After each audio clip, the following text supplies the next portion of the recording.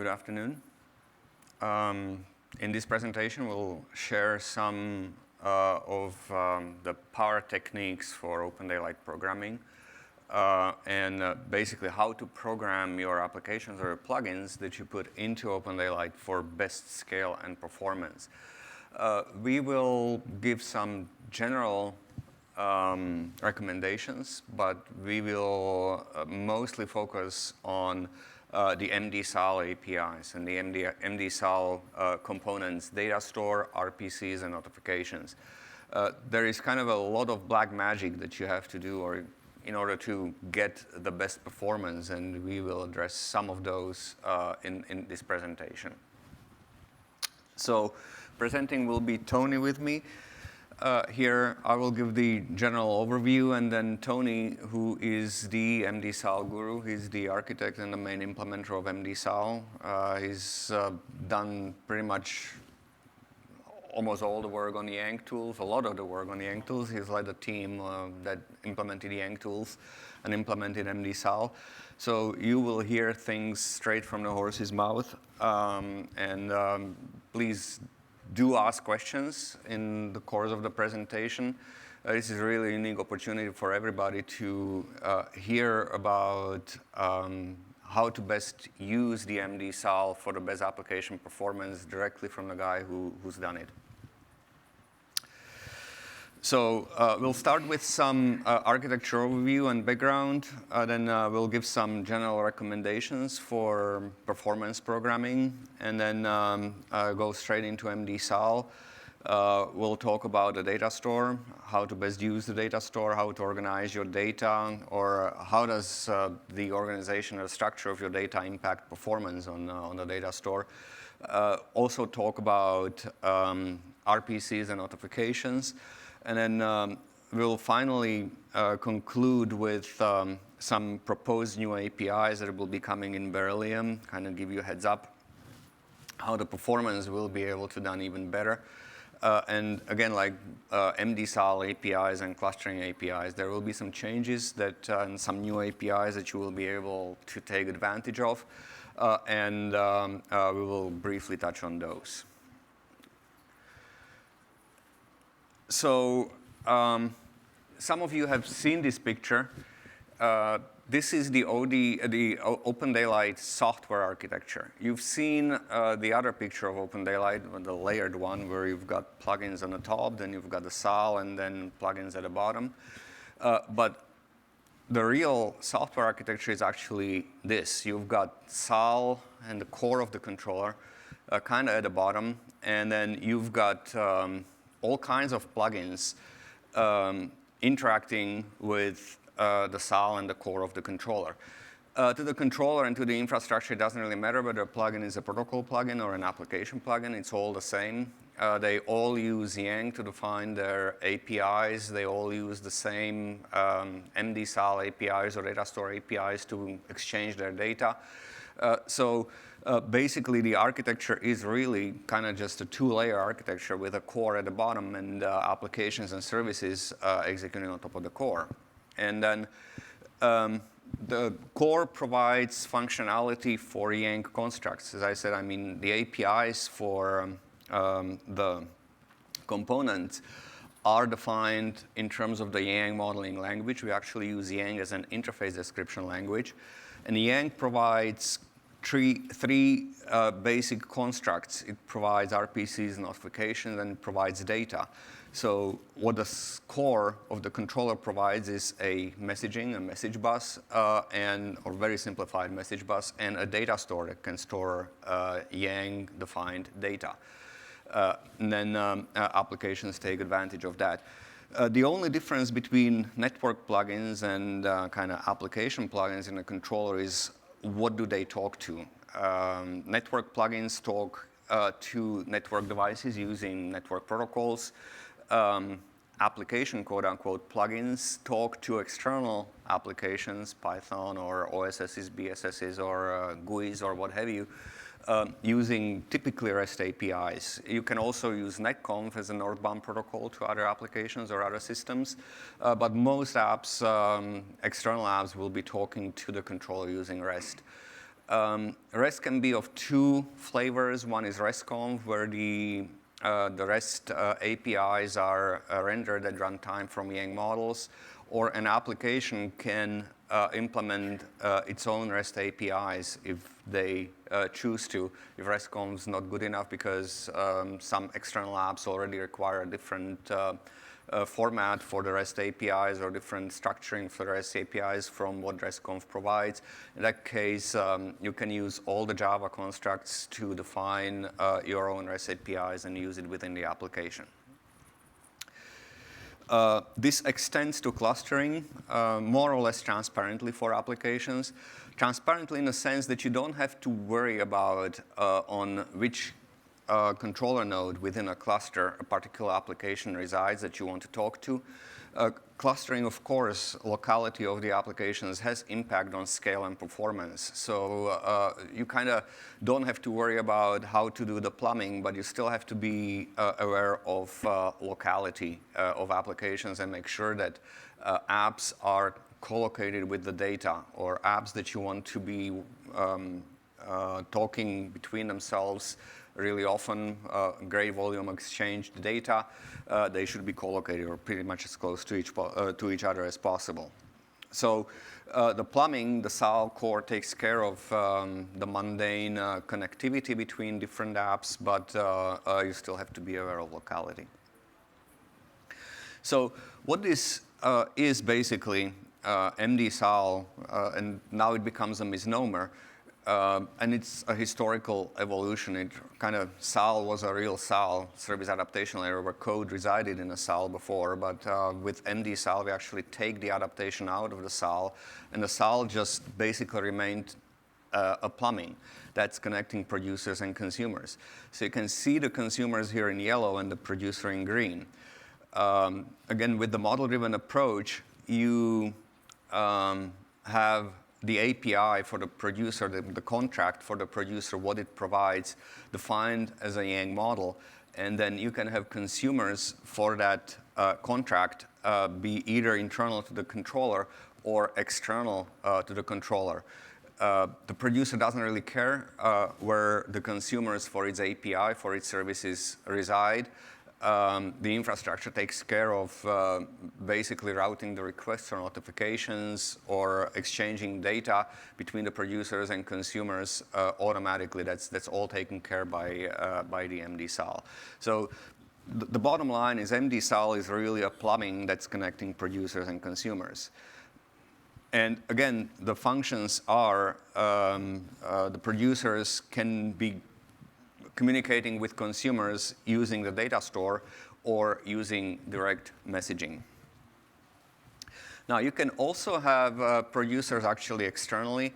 If you use the netconf protocol, you can have external producers, and we use this to a certain extent with the netconf mount construct, where we mount devices to the controller, and then applications inside of the controller access the device as if it was another application actually inside of the controller. So again, this provides the locality transparency to the application. They don't have to worry about the connectivity. That's all provided by the SAL infrastructure. And you can have a construct where a producer can be external, consumer can be internal to the controller, or actually producers and consumers can be external to the consumer. So in effect, the controller, and this may be shocking to a lot of people, can actually be used as a Yang message bus. So a lot of you have heard about Kafka or Mule or any other sorts of middleware like this, where basically you've got some kind of a middleware that connects external consumers and producers. So you can kind of do that same thing with the controller, with the OpenDaylight infrastructure. All the data is defined, as I said, in Yang. Yang is used as the interface description language. Now, to work with MD-SAL, with the three constructs that Yang provides, you have actually 3 brokers. For working with a data store, you've got the data broker, where producers put data, Yang formatted data, into the data store, and then consumers get the data from the data store. The producers put data, and when they put data into the data store, the consumers are notified with that data.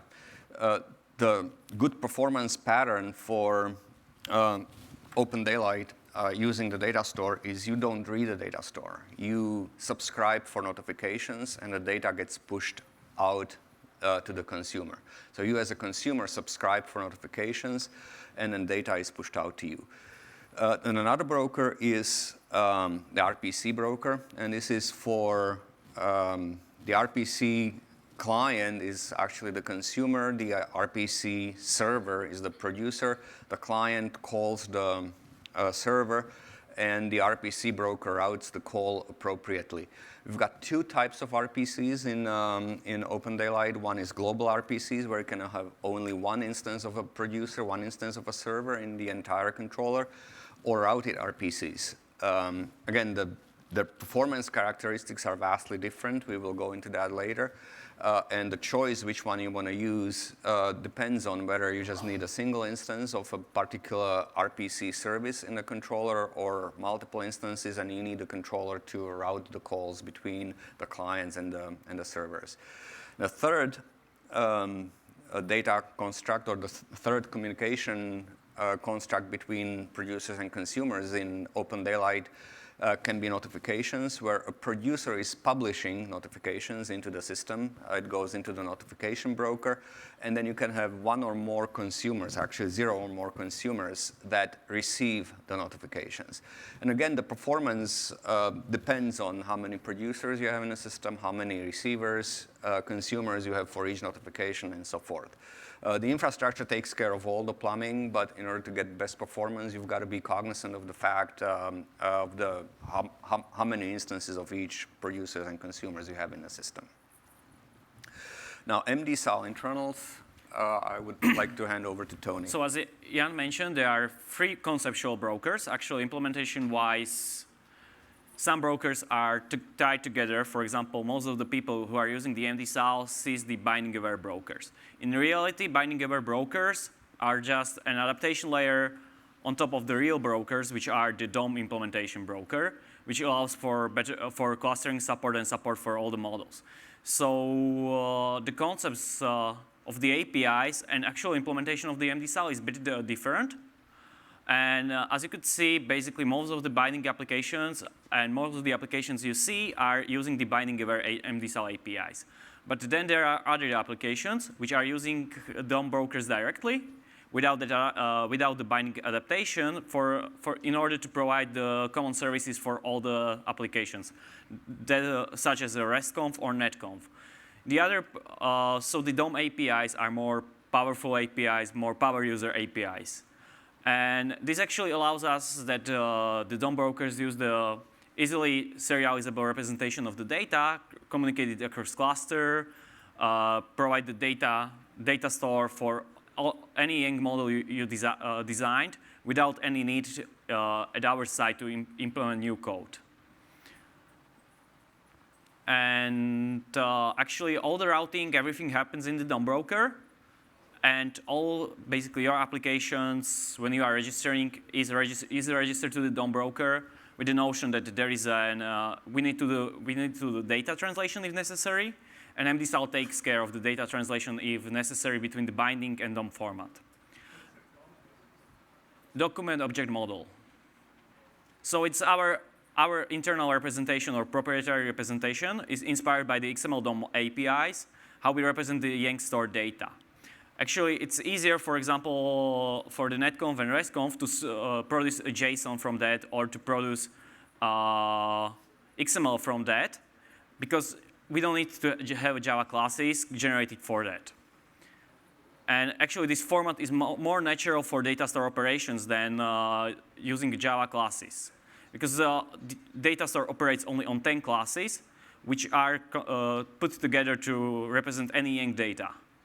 combined together to represent any data. So basically, this is our tree. We represent it internally as a tree. What you are observing Java DTOs, but data store, clustering, netconf, restconf is processing a three data structures. And the binding aware adapters takes care of that if it is necessary, it does the translation. So for example, one of the optimization we will be talking about, if you are an OpenFlow application and you have an OpenFlow plugin there, you probably want to use the same type of the APIs. If you use the binding APIs as a consumer and producer is also using the binding APIs, we do not translate data to the DOM because it will be performance penalty. But if you are going through the RESTconf does the XML parsing, and it's easier to parse the XML into the DOM and then translate it to the binding than to parse it directly to the Java classes. So there are several considerations in that, and we are making sure we are not doing any unnecessary operation which doesn't affect you.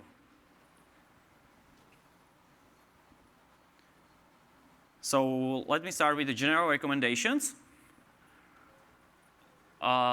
The MD-SAL APIs heavily uses the Java future concept, which is a concept which allows you to write your application synchronously, but also leaves enough architectural space to write your application asynchronously. How many people are familiar with Java futures here?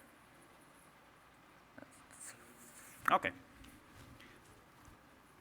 How many people are familiar with listenable future? OK. Maybe you could give an explanation, a short explanation. Yeah, that will continue.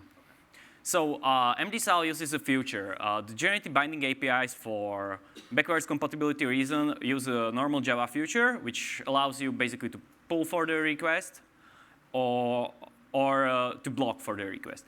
Newer MD-SAL APIs, which were introduced later, are using a listenable feature, which is a Google Guava provided feature, which also allows you to register a callback. Usually, even if in the APIs you see a Java feature declared in the MD-SAL, actually the implementation is listenable feature. Just for backwards API compatibility, we are still using the features in the API contracts for the some of the APIs which were introduced since Hydrogen.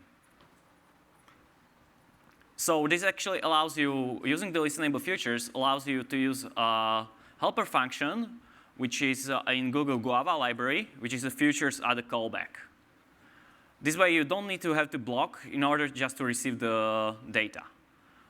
And also, you should always assume that when you see a Java feature in the API contract, this operation will take some time, and we are not promising you to return the result immediately.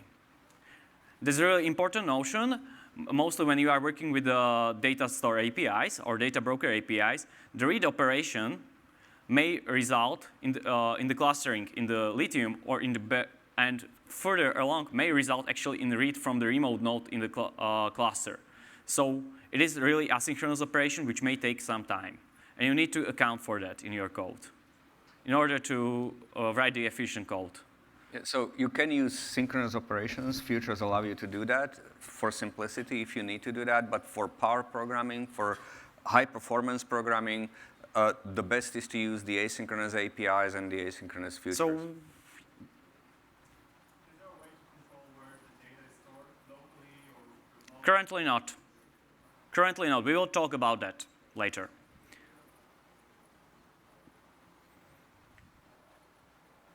Also, what may affect your performance is logging, and that the logging may actually decrease your performance mostly if you are doing the log debug, and you need to do transformation on the data you are putting to the logger. For example, invoking a hex dump. So in that case, always wrap your code with log is debug enabled in order to do not do hex dump if it is unnecessary. We have put together the logging best practices. Actually, if you read these practices, they say do not use log is debug enabled most of the time. Because actually, log debug does that for you. But once you need to compute-heavy operation for the debugging purposes, it's better to use the log debug. Also, common recommendation in Java, do not synchronize if not necessary. Synchronize only if necessary. And this goes to the way how you design your application. You should design your application in such a way that synchronization is done only if necessary. That's for example, one of the reasons why MD-SAL objects which you are using, the binding objects, are immutable is actually to guarantee that once I pass that object to someone else, nobody will change it. So I don't need to synchronize on its state or someone by accident will change it. In order that, I need to create a new copy. And sometimes the copy on write structures will give you a performance boost instead of using the mutable structures and doing the synchronization. Sometimes you want to go to some other data structures in your application, which may help you. For example, loading cache in Guava or some other structures which are log-free or are minimizing the synchronization at all. With futures, is there a way to ensure any sort of serialization, or is it just that's an application consideration? Like if you're getting notifications for callbacks from two different operations, is there a way to say I want those two particular callbacks to be serialized, or is it that's completely an application consideration to handle the callbacks? You want to these callbacks synchronized? Serialized, yes. Serialized. OK, the features at callback actually allows you to specify also the execution environment for this callback. So for example, you could have a single thread executor there, which you will provide to execute the callbacks. So you will not get race condition during these callbacks. So there are options in the Futures API. Explore the Futures helper class in the Guava, which allows you, for example, to specify in which execution context this callback should be executed. So you are allowed to do that. We will not preclude you from that. OK, so now we are just starting the data store section and the recommendations and performance numbers for data store. So Jan, your time. So has anybody programmed or stored anything in the data store here in the community? OK, quite a bit. That's good. So what you have in a data store, it basically defines a tree-based or a tree-like namespace. That's what Yang defines. And you have two subspaces in their operational and config. And by using different kind of address, you can put data either into the operational space or into the config space. It's a unified view of the data store to applications on the top or to external applications through RESTconf. The nodes in a tree are identified by an instance identifier, which acts as a pointer to a node. And then you can actually be putting things into the data store by creating like an XPath address in there and create I would not say XPath address. Actually, I would say instance identifier is originally XPath, but imagine it's file system path to the folder where you are storing data, or URI. That's the best way how to describe the instance identifier. Data store is a file system. Instance identifier is path file. And again, different apps can be actually creating different portions of different subtrees in a data store. And different apps can be creating, again, like different subtrees within a subtrees in a data store.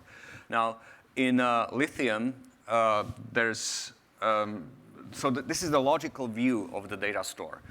The logical data store, which is actually the data broker, is backed up by physical data store, which in the Lithium implementation, there's actually two of them. There is an in-memory data store and a cluster data store. But that provides sharding. A shard is a subtree in the data store that basically holds the data for a shard is a data store or a physical storage that holds a particular subtree in a data store. In Lithium, there is one shard for operational and one shard for config. And the sharding structure is fixed, but that's one of the things that will be changed. In Lithium, there are 3 shards for the operational and 3 shards for the sharding, for the config.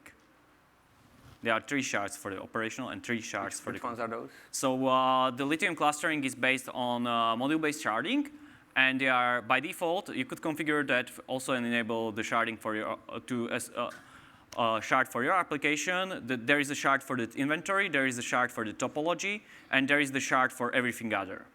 Right.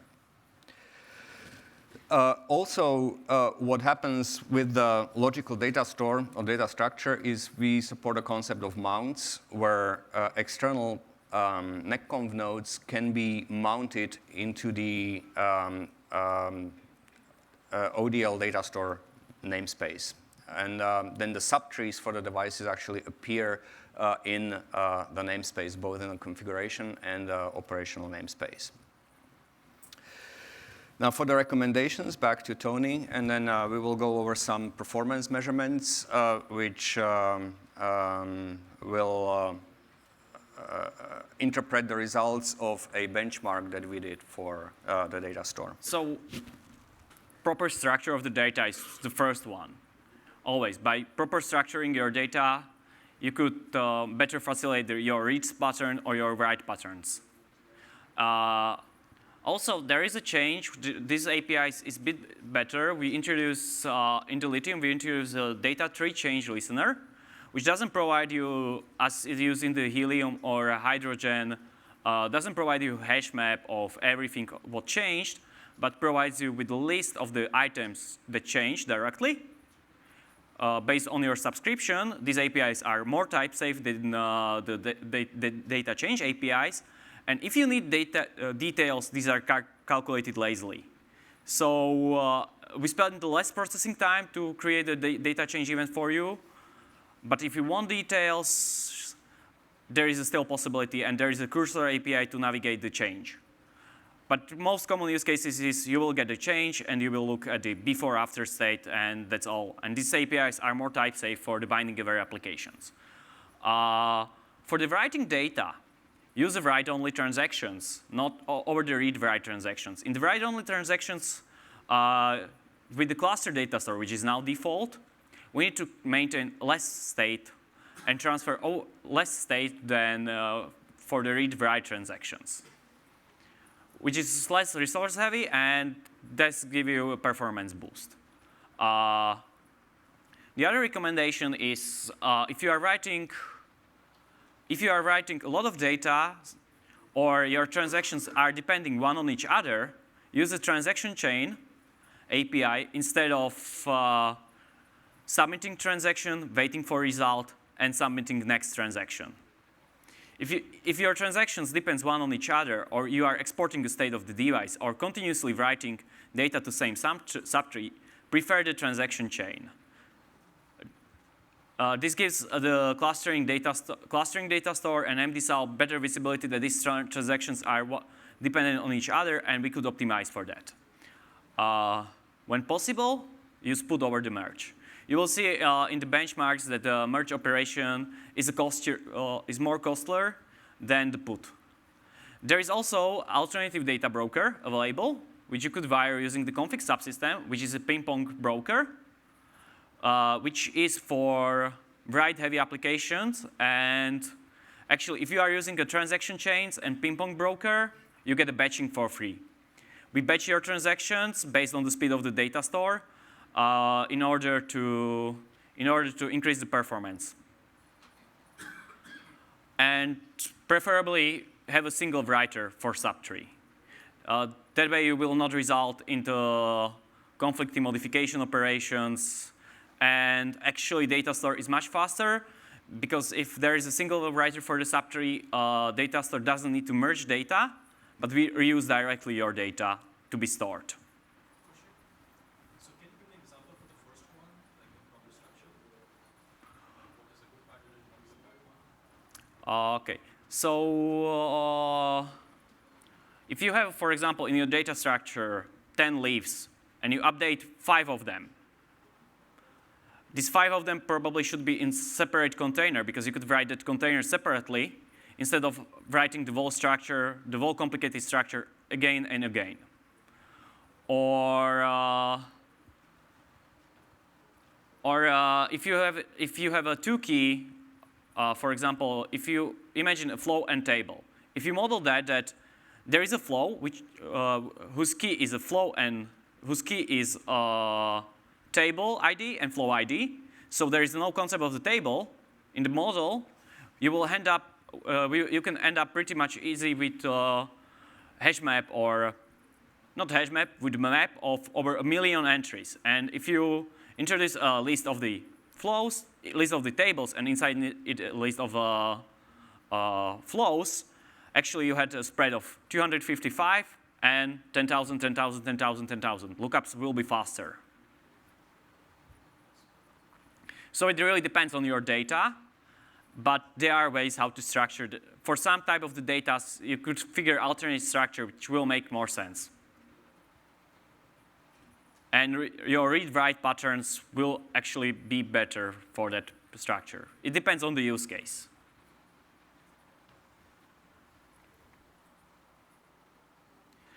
So, yeah. Oh, another.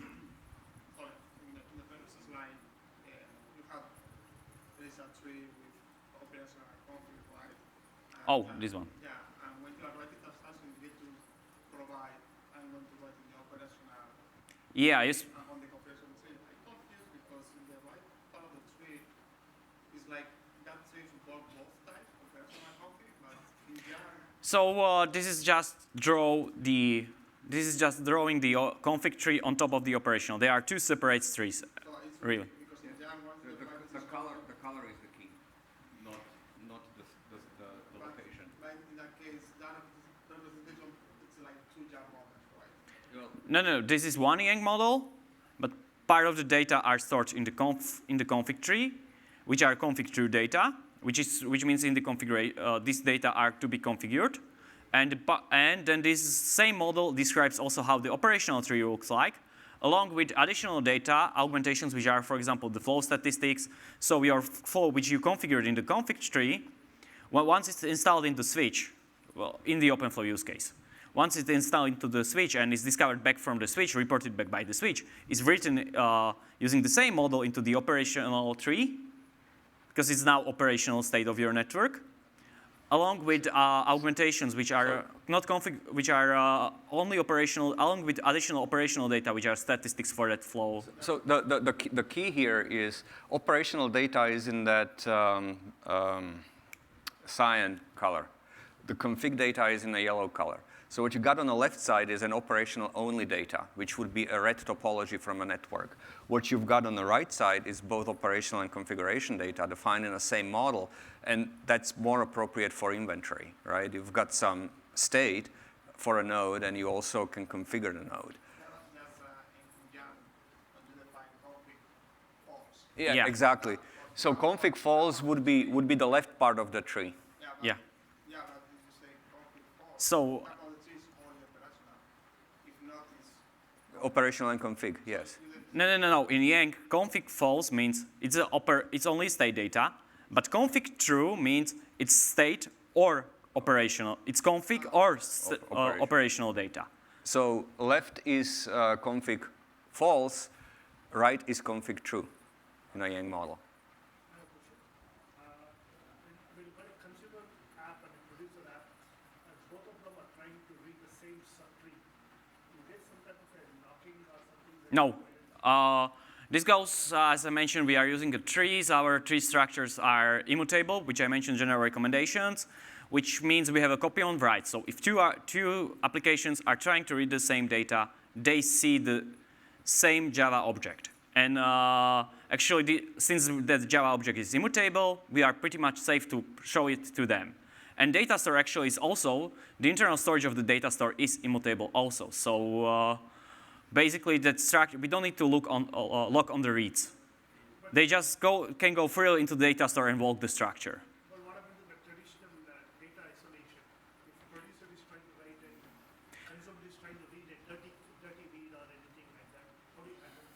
So we don't have those cases, actually.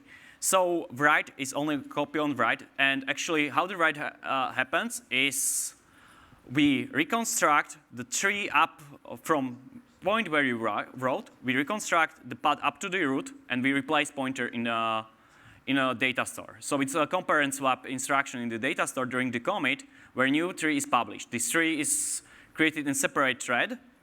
So once the new is published, the application starts seeing a new. And each time the transaction starts, that's true for the in-memory data store, but also clustering uses the same technology. Once the transaction is start, we capture the pointers to the root of the tree. And first it seems that, OK, several applications could observe several different states of the data store. But the trick behind that is we have immutable structures, which means the 99% of the tree is reused between various versions of the data store. So it's a copy on write memory. And there's also versions in the data store. Every write advances the version. Yeah, every write advances the version. That's for the detection. If two applications observe the same state, write something, and the state in the data store changed, we know which version you observed, and there is something different, we know there is a conflict. So we do the optimistic locking thingy, but there is only one lock into the data store, or lock. One compare and swap instruction during the commit. Everything is lock-free. And this will be applicable even in the case of clustered configuration. Yes. Well, the replication will happen kind of in the background.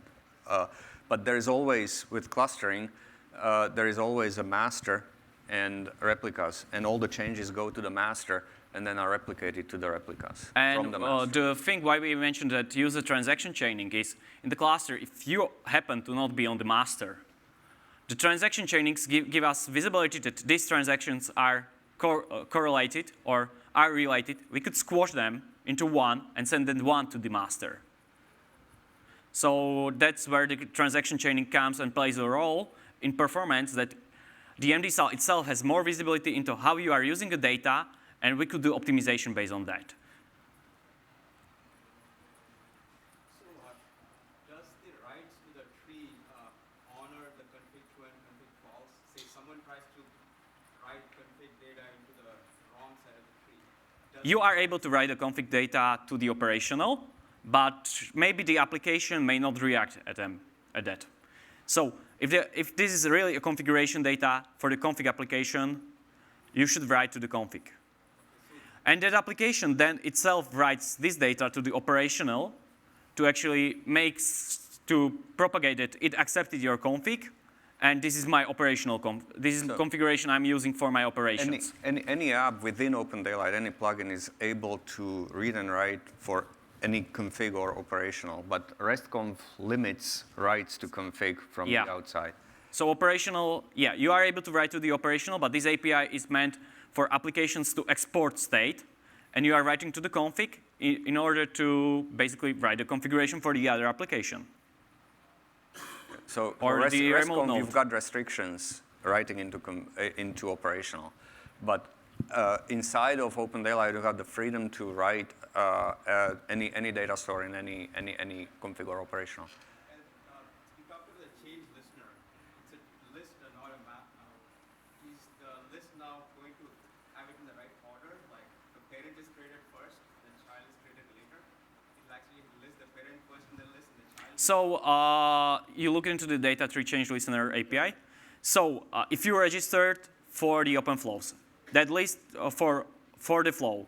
If you registered for one concrete flow, that list will always contain one item, which is the flow for which you registered. So it's rooted at the point where you registered. If you registered using a wildcard instance identifier for any flow, that list will always contain only the flows. In order to get child, the item in that list, which is data tree modification, you get a root node, and then you have a methods get children and to go to the children. So it's not, so that item is always rooted at what you are listening. So yeah, it's easier to use than the data change APIs in that sense. Any other questions? Okay, so let's go into some measurements that we've done. If you're interested in doing these measurements or seeing the code that was written to produce these measurements, please go into the core tutorials DS Benchmark core tutorial. The code is all there. You can load it, you can build it, and run it in your target environment and get the performance results for your particular target environment for a particular machine. So the parameters that we examined are the structure of the data, breadth versus depth. What we did is we created kind of a test structure, a list of lists. Basically, you've got an outer list, and each of the elements of the outer list is a list in itself. And we varied the number of elements in the inner list and the number of elements in the outer list. Then we examined the impact of merge, put, and delete. We examined the impact of persistence. Also looked at and benchmarked the data broker API, binding aware versus DOM. We looked at simple transactions versus transaction chains. And what the transactions in the data store allow is you can actually create a transaction, then do multiple operations like put, or merge. And then finally, once you're done with that, you can do a submit. And we examined, whether doing 1 put per submit or 1,000 or 100,000 puts per submit, whether that impacts the performance. We ran all the tests basically on this mag here. But you will see numbers. You will see the numbers. So first, it's the impact of the data layout. So what you see here on the x-axis is the list. So here on the very left, we've got 100,000 elements on the outer list with 1 element in the inner list. Then you've got 10,000 versus 10,000 versus 100 and so forth. What we tried to do in this test was to keep the number of inner elements constant. So it's basically always the same amount of data that we put into the data store, but we vary the structure of the data. In the very left, it's the very wide data. In the very right, it's a very deep data. I mean, it's a one outer list with 100,000 elements for the inner list, 100,000 inner lists. And this upper graph gives you the throughput, which is the number of inner list elements per second written into the data store. The bottom graph gives you the number of transactions per second. So you see, we get maximum throughput actually kind of in the middle of the graph. So it's not good to be very wide, or it's not good to be very deep. So it's something in the middle. I mean, you do subtrees. That's where the best performance in terms of throughput is. In terms of number of transactions, of course, the best number is on the very left, where we just put very simple structures, and we do a lot of them into the data store. And there is 1 element per transaction. So we get pretty decent transaction performance, almost 100,000 transactions per second.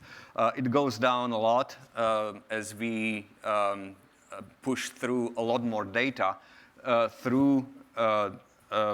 in every transaction into the data store. But you actually see the number of transactions goes down quite a bit to like a few tens or few hundreds per second, but the throughput of the number of inner list elements per second goes up. And there is a sweet spot in there. So when you do your data, when you put data into the data store, be careful about what the structure of the data is. Yes. This is the cluster data store. Everything here is cluster data store. Everything is cluster data store. And that's a really good question. There's been quite a bit of optimizations done by the clustering team and Robert, where the performance on a single node of the cluster data store has been brought up to par with the in-memory data store. It's quite an achievement. It's actually quite an amazing piece of technology. Yes. So basically, we are writing data into the config space, but in the configuration of the controller, we turn persistence off. And I will show a graph a little bit later what the impact of persistence is. So, and that's the graph in here. You see that. Yeah, question? Yes. Sorry, So- say it again. Okay, so ping pong buffer, I mentioned it before. When you are using the transaction chaining plus ping pong broker or ping pong buffer, as Jan sometimes call it, that's the config subsystem allows you to wire to alternate service. There is an alternate facade on top of the MD-SAL data broker APIs, which is a ping pong broker. If you are using a transaction chaining, the ping pong broker actually squashes your transaction into your transactions which are in the chain into much larger transactions. So when Jan told sometimes it's better to do 100 puts per transaction, your transaction could be one put per transaction, but if you are using a ping pong buffer, at the back end, it will be 100 puts per transaction. So the transaction you are observing and the transaction which is actually sent off to the real data broker are a bit different in terms that your transactions are squashed into one larger one. Okay, so this graph shows the impact of persistence. And you see here the blue and the orange lines are with persistence off, and the gray and the yellow lines are with persistence on, and for the two types of operations, for merge and puts. You see that the impact of performance for merges is not that big at all. The impact of persistence on puts is quite a bit more. Here, the bottom graph actually shows the speed up of persistence off versus persistence on for a particular operation. So you see that the merge performance actually, in general, is a lot less than the put performance, as Tony was saying earlier. And what's even more, the impact of persistence on puts is a lot more than the impact of persistence of the merge operation. Yeah, because merge are so slow that actually you do not see that impact of persistence on it. Correct. So now this shows the impact of the binding aware APIs versus DOM. And again, like we tested this in order to measure purely the DOM versus binding aware. We turned persistence off. We use transaction chain, which is the fastest possible way, and ping pong buffers, which is guarantees the fastest possible performance for the data store. And you see that the binding aware, the DOM API for puts, again, is quite a bit more performant than the binding aware APIs. And again, the difference for merges is not that big. What is interesting is that for binding aware, there is, again, like a sweet spot in here for the structure of data in terms of number of transactions per second. The next test that we did was examine the impact of simple transactions versus transaction chains with persistence off. And you see that with persistence off, there is not really much difference between transaction chains and simple transactions. The difference actually comes to show quite a bit with persistence on. So when you get persistence on, transaction chains are a lot faster than simple transactions. So basically, the bottom line is wherever you can use transaction chains with the ping pong buffer. If someone is using the, let's say, the restaurant API, you don't have control in transaction chains, right? Could you repeat that? Yeah, if someone is using the REST API, okay. the transaction chain doesn't apply, right? The transaction chain needs to be bound to the context. Using the RESTconf and REST APIs are stateless protocols. There is nothing I can bound the transaction chain to. Because if there are two clients accessing, I cannot assume they are in the same transaction chain. They are writing same continuous data. That's cost for the REST APIs. We used a state which can be associated with the session. So transaction chains only applies when we develop an application that is running. Yeah. Exactly. Yeah, this But all RESTconf applies for uses the DOM. Java applications. All the recommendations here apply for the Java applications. RESTconf is simple transactions. But uses DOM, the DOM APIs. But there is a JSON to XML conversion involved instead of binding to DOM conversion involved. This graph here shows the impact of batching transactions with transaction chains versus simple transactions. And you can see for the data, which is wide but not too deep, the speed up of using transaction chains versus simple transactions for puts is up 7 times. For merge is up to about 3.5 times. So that's quite a significant speed up. Again, it's a really good reason to use transaction chains with the ping pong buffer versus simple transactions. And with persistence off, persistence on, the speed up can be up to 30 times more with transaction chains, 30 times better performance. So really, I mean, one of the key recommendations that we can give is use transaction chains for bulk write and use the ping pong buffer, especially when you go into persistence, when you go into config data. Messaging, RPCs, and notifications. Sorry, go ahead. These persistence on, is it influenced by the file system? What type of file system? Yeah, the persistence, Yes, is it influenced? Are you typically using SSDs or The Mac here used SSDs. are you compatible with This is not, but the persistence on actually means that data, data in the controller are serialized into binary form. And that will be true also for the free node clustering. The data needs to be serialized and sent off the wire. So the throughput of the system gets lower because you need to serialize this data. And ping pong buffer helps that because it starts merging your data. And for example, if you were overrides of the same node, these overrides will not be visible in the final data. So the throughput of the data you need to send is actually smaller than sending transaction one by one. And the performance of the data, the disk, of course, impacts the performance of the writes to the data store with persistence. It doesn't get much better than SSD on a fairly good Mac.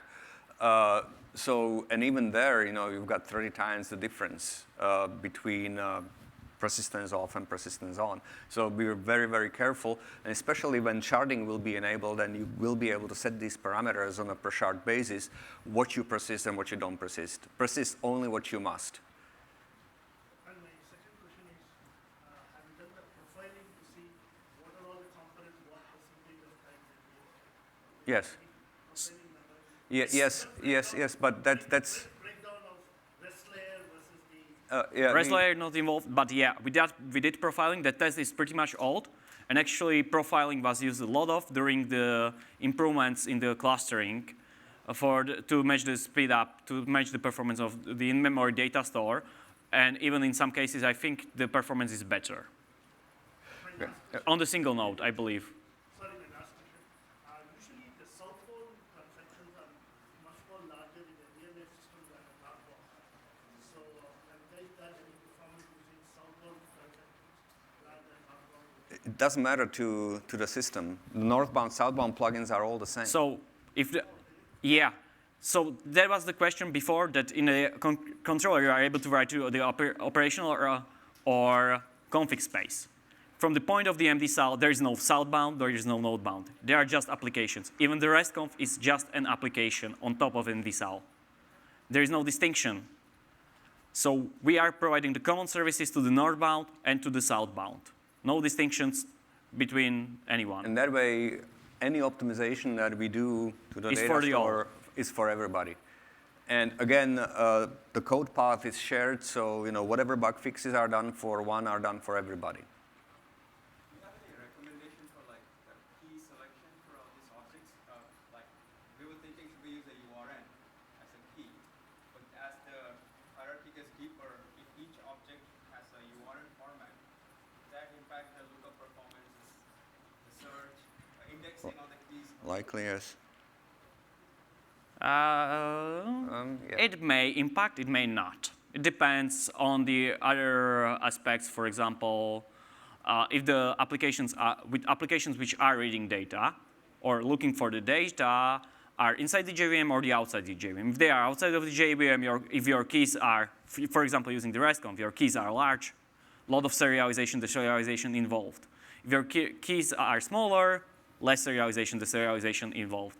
If you are inside the JVM, you could always cache the keys in your application. You could have, we have object cache APIs, which make sure that only one instance of that particular key is used in the system. And in that case, the comparison and lookup will be pretty much pointer comparison in Java, which is system hash code, which is system object hash code, which is fastest lookup as Java provides. So it really depends how you structure your application, how you are using your keys, and basically all the rules for optimizing Java applications applies also to the optimizing the applications for the MD-SAL. But MD-SAL's indexing mechanism for the keys? We do not index. As I mentioned, our data structures, DOM data structures, are modeled, and the DOM model is actually modeled how your data are structured. So basically, we are building a key, we are building a tree, in which we are using a hash maps and other optimization techniques. But our structure, instance identifier, is path. So you could look. So the lookups are really fast because our data internally, how we store it, it's how you access it. So we optimize that structure is optimized based on read and write patterns.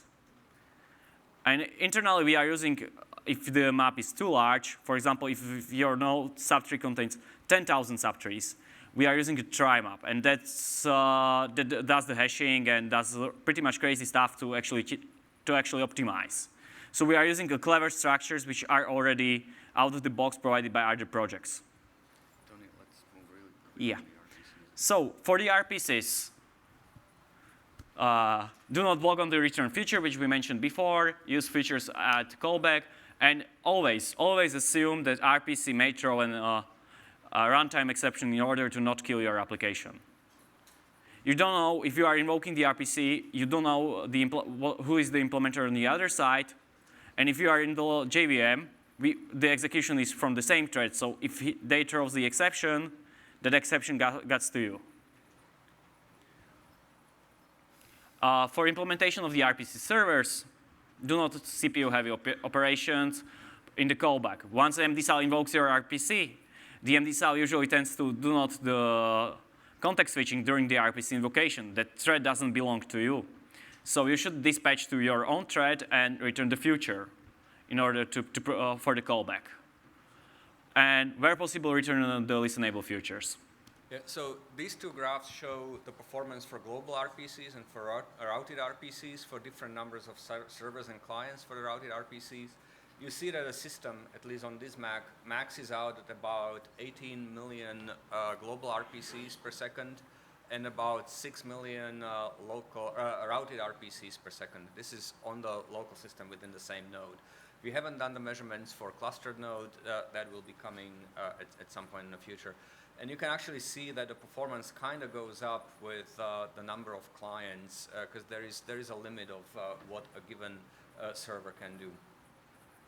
Now, for notifications, same as always for the point-to-point messaging in the MD-SAL, do not perform CPU-heavy operations in the callbacks. This thread doesn't belong to you. It's critical to the MD-SAL to have that thread available to be used also to dispatch the callbacks to the other listeners. So play nice. And if you need to do something compute heavy or wait for some external resources during the callback, use executors. But aren't you in a cluster mode depending on ACA for your performance of let's take that offline and let's just finish this presentation. Okay. We'll come to that. For publishing notifications, there is a blocking API for you available since Lithium, which is a put notifications. You will be blocked if there are no slots to deliver notification, or the queue is full, or there is offer notifications, which returns to callback if the notification is received that the slots are, that all the slots for notifications are full. and you get the notification rejected, and you may want to back off or defer to the put behavior or wait for delivering notification. Depends on your use case. If your notifications are not critical and could be dropped, you could use offer notification in order to lose these notifications. And then finally, the benchmark, you can see from the producer performance, the number of producers doesn't impact the performance, but as the number of listeners grows, the performance of notifications goes down. This is the global performance of the system with the number of producers and listeners. And you can actually see kind of a plateau here with a small number of producers and a relatively large number of listeners. That's when the system operates at the most, and it tops out again at about 17 million notifications per second. Now, really coming in Beryllium. Really fast. So in the Beryllium, there will be some API improvements based on the request from the offset 2 projects. For example, they needed to do multiple reads during the data change. So we will provide you a way to listen for multiple subtrays using the same data change listener. And actually, this allows us to have the better under hood the optimizations for your data. What we are also planning to introduce is subtree scope transactions. Given that you could register one listener for multiple subtrees and you have a subtree scope transactions, it'll give us enough information to figure out the data locality, if the data needs to be local to you and what data needs to be local to you. So that's possibilities for the future extensions. And also these APIs are tailored to be more usable and allow for more performance, for additional performance gains for all the applications. So actually, the concepts are building on top of this. They usually tend to provide some additional data, or only changes is how you instantiate this data. For example, the transaction chain will be renamed to the data tree producer. Still, all the APIs will be provided, but data tree producer is a subtree scope, so we can compute which shards you are affecting beforehand, and we do not need to learn that during your transaction, so we can optimize the delivery methods. And the data tree change listener, there will be, to data change listener, there will be data tree listener, which actually will provide you, when you register for multiple subtrees, it will always provide you with the current state of all the subtrees you registered for. So we don't need to do reads anymore. And you will get always the consistent view of all the data you are interested in.